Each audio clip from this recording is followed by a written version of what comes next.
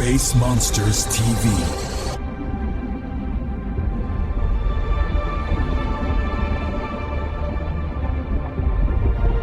People go to see science fiction, horror, fantasy movies for a reason. They don't go to see two people in a room talking at a table and discussing politics. They go to see larger-than-life concepts, stories, people screaming, women running around scantily clad, chased by horrible, monstrous creatures or deformed human beings.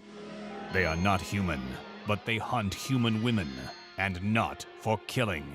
Humanoids from the Deep, the 1980 sci-fi monster movie from Roger Corman's New World Pictures.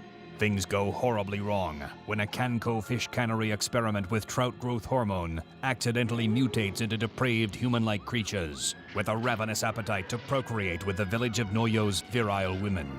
Featuring a haunting soundtrack by renowned composer James Horner and terrifying special effects creations by Rob Bottin, Chris Wallace, and Kenny Myers. Humanoids from the Deep lives on today as a Corman cult classic. At the time, they weren't calling Humanoids from the Deep. They were calling it Beneath the Darkness. And basically, it was a variation on the creature from the Black Lagoon, more or less. And I found out the reason that they were calling it Beneath the Darkness was that they didn't feel they could get a name cast if they sent out scripts called Humanoids from the Deep.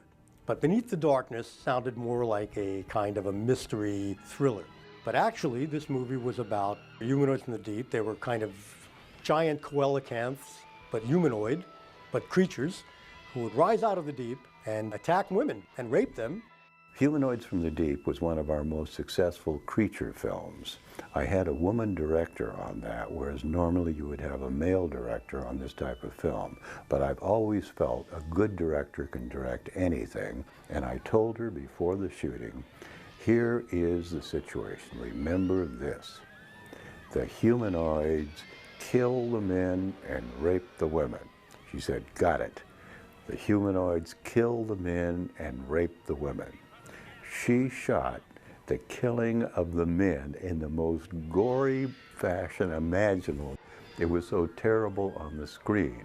Then shot the raping of the women with shadows on the rocks, indicating that something was happening off screen. It was one of the few times I really thought there's a difference here in thinking this woman really shot the killing of the men, but she did not shoot the raping of the women, so we had to bring in a second unit director who shot that. There just wasn't enough happening to make it a Roger Corman movie. I mean, there weren't any exploitive hits that took place. I mean, there weren't enough humanoid attacks. There wasn't enough. There weren't enough girls in it.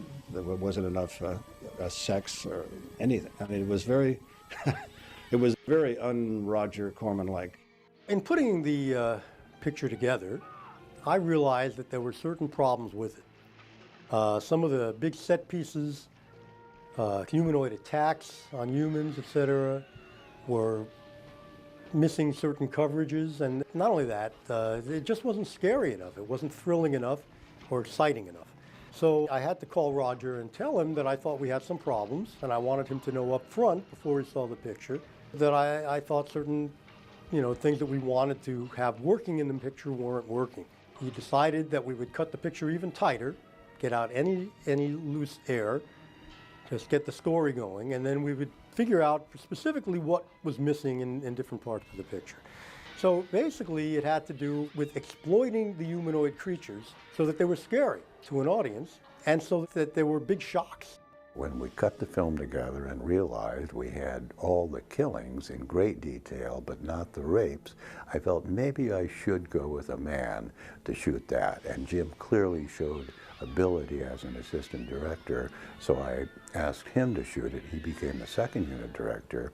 He shot those scenes very well. We went through the existing footage and we made a list, and we listed each scene and the new scenes we were going to do, and the partials we were going to do, and we timed out when the hits would come, when people would go, whoa. This resulted in a series of reshoots later on, after we got the picture to a length that we liked, which were basically how can I say, exploitation scenes. All the people associated with the very sexy film that was cut, they were not on set with us. That was a completely different film, shot at a completely different time. We shot a film that was called Beneath the Darkness. And later, another film was shot in a way that was called Humanoids from the Deep, and it was spliced into our film. And this film was very sexy and full of teenagers and full of sexy late night fun. And it was a complete surprise to the cast when we saw that. The original director, Barbara Peters, of course, was very upset about what had happened to the picture. I don't know what Barbara knew or didn't know, and it could be that she was not aware precisely of what was going on at this point in the post-production. But she did, express quite a lot of dismay. In fact, Ann Turkel took it to the talk show circuit to protest what had happened. She said that we had shot one film and they had spliced in another. I believe some of the cast members were also upset because the movie that they thought they were making, or was Beneath the Darkness, a psychological thriller, turned out to be Humanoids from the Deep, which had, gratuitous violence, sex, and nudity. I met Mark on numerous occasions, and he had a great sort of New World attitude of just kind of plugging along, and the typical line at New World Pictures wasn't "so far so good," it was "so far so what," and Mark was just kind of like, "Yeah, I know it's insane, it's impossible, but let's just keep going." We shot on a underwater beach at 7 o'clock in the morning. It took a couple hours for the tide to pull back. And I remember getting a call to come down to set with my makeup kit because the woman that the salmon was attacking's lips had turned blue from the cold, and we had to bring them back to pink. The scene where Carol goes in to take a shower, they asked me, they said, would you do a nude shot in the shower to be shot very tastefully? And I said, I don't do nudity. I'd never done anything, so, for me to say I don't do nudity, I mean, I never worked for more than $7 an hour. And they said, oh, that's okay, don't worry about it. Then I saw the film, and of course they spliced in a girl who just had this rockin' body taking a shower in the nude. I never knew anything about it until I saw the film.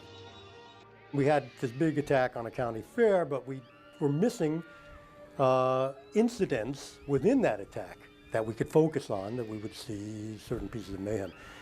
In this scene, Miss Salmon is attacked and actually fights off the humanoids and runs away, but not before one of the humanoids pulls off her bikini top, and we have ample amounts of nudity as well. So what can I tell you? We have sex and horror and mayhem all in the same frame. This is exploitation filmmaking, and worked pretty well, What can I say? It really did. My agent said to get a Screen Actors Guild card, the best thing to do is to try to get into a Roger Corman film. So my agent sent me down for my interview, and I auditioned for the role of Miss Salmon, the beauty queen of the Salmon Festival, and I have never been a beauty queen at any festival, and I got the part. When I worked in Humanoids from the Deep, I worked second unit with Jim Spartalotti as the director. The carnival scene really came out great. I mean, we had Miss Salmon, who, by the way, the humanoids, of course, had become humanoids by eating DNA-altered salmon. So Miss Salmon seemed like a perfect target for them, and they chased her. One of them cornered her and rips off her top. And then she gets really angry and picks up a rock and smacks him in the face. And we put this like smack sound, little blood comes flying out, and she runs away screaming, and the audience went nuts. We filmed one day on Leo Carrillo Beach. I was with the monster, and the special effects people were terrific. People working on special effects with me were trained, or at least asked, to deal with a low budget, but to give me expensive, good-looking special effects. We do a lot of preparation for our special effects, and I take personal pride in the fact that even though the films are generally low or medium budget, our films from a special effects standpoint look a little bit bigger. I think that some people think of those films as more tongue-in-cheek, or they're just horror films, or they're just sort of low-budget films to have fun with. But I think that Roger was expecting me to always score them relatively seriously and relatively well, because ultimately the music was the final sort of piece of clothing on the film. So the film might be schlocky to begin with, but all the craftspeople that would put their layer on, I think we're all trying really hard to make the story as good as it could be, or the filmmaking as good as it could be, or the acting as good as it could be. Quiet! I'm me, Fruit, with my fruit-flavored cereal, Fruit, part of your nutritious breakfast. Fruit on you! But delicious Fruit has fruit-flavored marshmallows for the howling good taste of fruit. Count Chocula's got chocolate marshmallows. Frankenberry's got strawberry-flavored marshmallows. Fruit, with the howling good taste of fruit.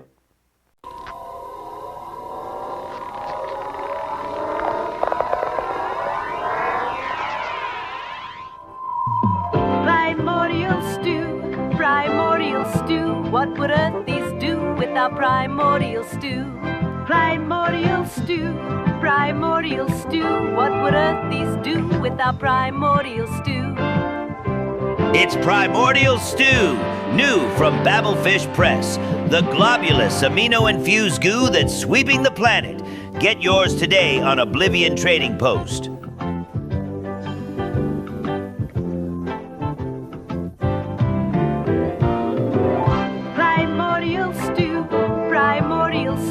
What would Earthies do without primordial stew? Primordial stew, what would Earthies do without primordial stew?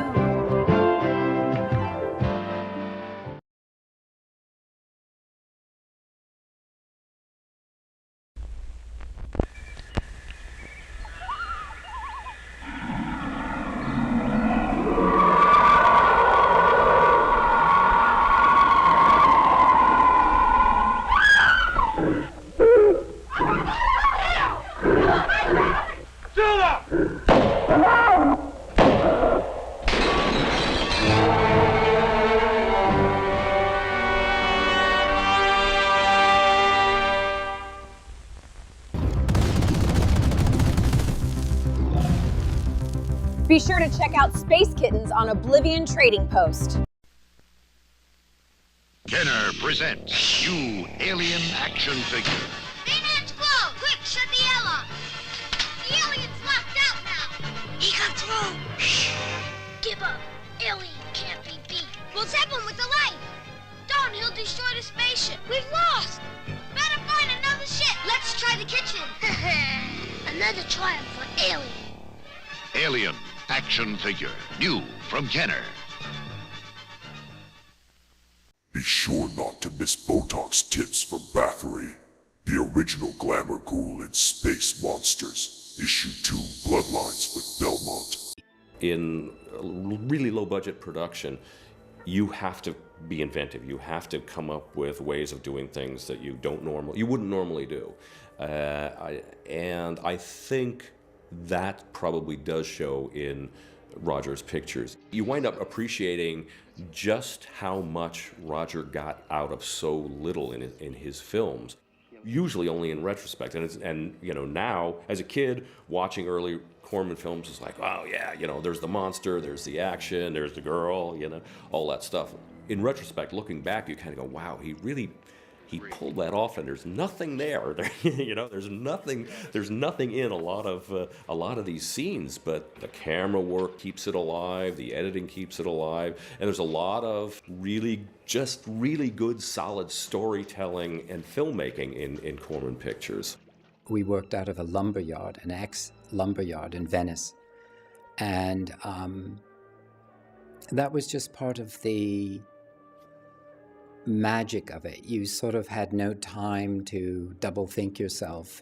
You had to you were working constantly and frantically and working with the director in a very intense atmosphere. And you had 14 days, and the musicians you would hire were all top musicians. They were all union players, but you would have to hire them at non-union rates. And I would remember these sessions where we would have to try and find a studio at night and record union players at night so that I could pay them non-union wages and we wouldn't get caught. I think as any writer or director or producer would tell you, when you are under a gun like that, it can pay off because you reduce everything to its simplest form.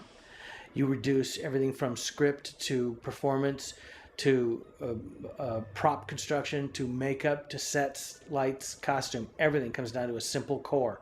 And that's usually all you need. Good story, fun story, and a lot of drive. I think Roger was very talented at picking people who were passionate about what they did, and perhaps at points taking advantage of that by not paying them anything, but at the same time giving them a chance to see what they can do, and at worst firing them if they screwed up. We had a very limited budget. I'm not sure what the budget was, but it wasn't much, which meant that we had really one fully functioning humanoid suit and two suits that you could use in certain angles that were not very convincing compared to the chief suit, but you'd get away with it. Now, there's supposed to be an army of humanoids, you know, tens of hundreds maybe, I don't know how many, but dozens at least, which means you've got like 3 humanoids at most in any one shot. You have to really manipulate the shots. When you see the final version, you see all these humanoids, but the joke was there were like 3 humanoids, and to me there was really only one humanoid. I was only face to face with one humanoid, so the humanoid army was completely made up. It wasn't a blue screen, it was just angles and shots and the imagination of the special effects people. It was really just a couple of guys in humanoid costumes just repeatedly attacking everyone. The production was very, very lucky to have gotten the suits designed by Rob Bottin, who was one of the great makeup artists and special, character, creature makeup artists in the world. Rob, with his budget, was able to make, I think he made about 3 humanoid costumes, which I wouldn't even call them costumes. I think they were just humanoids. We had 2 that had just regular arms, and then one of them had these extended arms, which was a very difficult thing to do. The guys that were in those suits were not mimes or anything else. They were guys that worked with Rob. They were actually PAs, a couple of guys that had gone to SC Film School. And they were there working with Rob and learning what he did, and then he put the suits on them, and they said, okay, I'll do it. And here, so they were, physically pretty fit. Everybody was then, we were all young. But they had to carry this thing on their arm that would extend their arm about this far, so they had to manipulate it with levers inside. Very, very tough and very tiring. And I can imagine extremely claustrophobic. It fell to me to assemble the first suit. And the first suit was hand sewn onto one of our crewmen, who stood with the tail section, which was a separate a belt-on affair, under the wetsuit, and each piece, thighs, calves, front and back, feet, abdomen front and back, chest front and back, arms, were all in separate pieces and had to be hand sewn onto the wetsuit. It took a day and a half. The interesting thing about Roger Corman films is that the effects are always there. They're not always good, they're not always the best. Sometimes they're pretty darn good, but they're always there and they're always the payoff. And Roger understood that people go to see the kind of movie he was making to see that stuff. I do remember thinking the night that we shot on Humanoids from the Deep that the creature that they created was quite creepy and looked as creepy to me as the Aliens film creature. So I was really kind of impressed. The humanoid was pretty hokey, but it was kind of like every kid's idea of what a humanoid should look like. He had come out of the water and he was part monster, part lizard, part kind of kid dinosaur. If you were holding a little figurine, that's what it would look like. He was gooey and plasticky, and he could go in and out of the water, and it was smelly and sticky, and pretty classic Japanese horror film monster. Roger Corman films utilize special effects in a great way, in the sense that they allow the audience to experience something on an imaginative level, and yet know that it's not really the case. It lets the audience fill in the blanks, which, when you shoot at night, especially allows for that. Everyone has incorporated that aspect. The less you see sometimes, the more scary it is. So on Roger Corman budgets, you kind of notice that a lot of special effects are at night, and your imagination can fill in something creepier. Working on Corman pictures is exhausting in the extreme. It's just one of those things where I don't know how to describe it. It's just really, really demanding in the best way possible. On a Roger Corman production, you go in knowing you have to deliver. It's a matter of making it happen on an incredibly compact time frame. Film is an illusion of movement and images that create the sense of something happening in movement in time. It's a way of capturing reality, but you can manipulate that reality. And that's something that we had to do a lot on film. You can change speeds, you can put subliminal images in there, you can double up actions because the brain only has so much time to process what the eye sees, and you basically can create illusions and fool the audience into thinking there's something greater or bigger than what is there. Mark Goldblatt, the editor, who was at the beginning of his career, he was a brilliant and is a brilliant editor. He was able to cut together the film to give us as much fright as possible, but leave a little bit of breathing room for human reactions. I'd have to take these shots, take a shot of a humanoid from this angle, blow it up, and then flop it, and have humanoids coming from here and coming from here, but it might be the same shot flopped and blown up, and a lot of quick cutting to create mayhem. I like to have beautiful women in my films. On the other hand, I don't like to have them reacting to what other people are doing. I prefer that the woman be strong, be independent, make her own decisions, and solve her own problems as much as possible. Roger Corman kind of puts a twist on the heroine in scream films and B-movies. Although traditionally one thinks of the scream queen as someone who is a victim of the movie, etc., but Roger really also started women as the victors. Roger's philosophy, I think, is that women can start in the position where they are the ones who are in the position of threat and danger, and then they overcome that threat. Carol ended up to be the one with the real warrior skills, and I think this is a classic Corman female heroine. She may be in peril, and she's being pursued by monsters, in this case, very large lizard-like fish, but she had all the right stuff. As we all know, women are smarter than men. The fact that they can be victimized, they're a bit weaker, perhaps, than a humanoid is understandable, but fighting back is a typical Roger woman. They might get taken down, but they won't go easily. In the end sequence where Carol fights the humanoids, where you see what she was made of, and what's remarkable is she not only wins the fight, but she wins it with cleaning products, which was just the perfect home heroine tool, weapon of choice. There is a quiet evolution of Carol throughout the shooting. The character of Doug McClure's wife in the picture is fighting humanoids off in the kitchen, and she finds kitchen sprays and sprays the humanoid in the face, and then she gets a butcher knife and starts stabbing.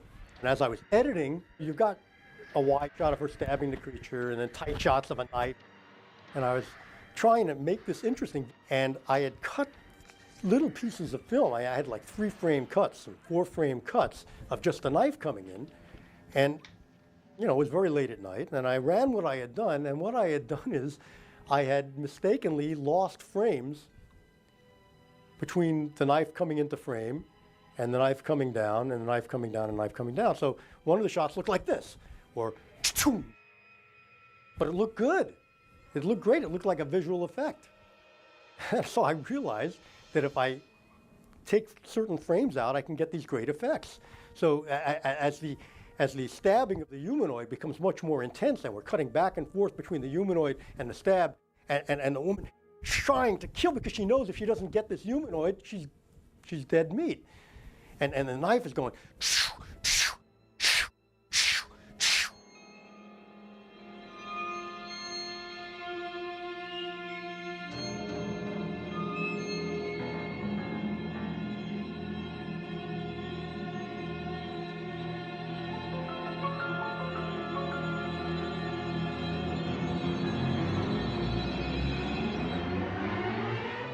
That's right. It's not just a toy. It's raw, untamed possibility. Introducing Xenomorph, the shape-shifting protoplasmic evil that's sweeping the nation. Whoa, it's like totally alive. Forget action figures with elbows. Xenomorph is living plasticine. Stretch it, sculpt it, create your very own desk buddy from the nameless dimension. But wait, there's more. Xenomorph features the authentic Grimaldi glow. Infused with the exact same grade of protoplasmic evil that Grimaldi, your favorite spoke school, is made of, it doesn't just glow in the dark, it haunts the dark. I made a mini Cthulhu. It's the perfect way to knead your stress away. That's right, it's therapeutic. Get yours today at Oblivion Trading Post. www.obliviontrading.com